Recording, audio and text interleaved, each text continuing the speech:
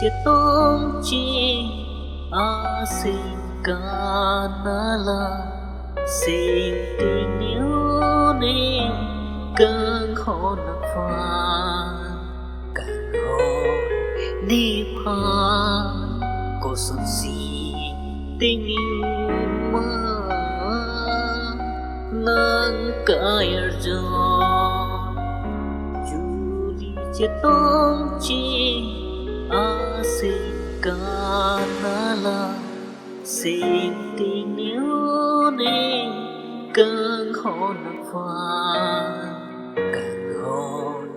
đi pha cô xuân si tình yêu mơ nâng cài gió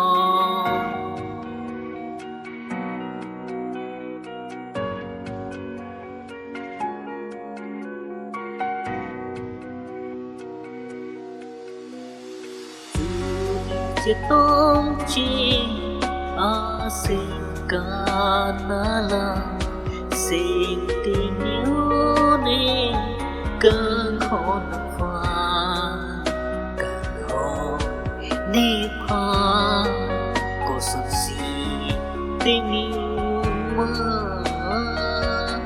nâng cài gió ni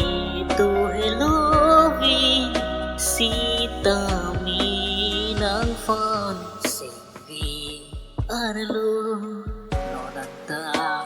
nang fan mang ason si he manda chiếc tôm chi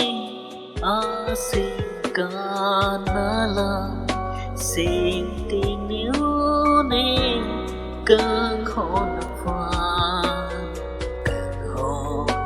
đi pha cô xuân si tình yêu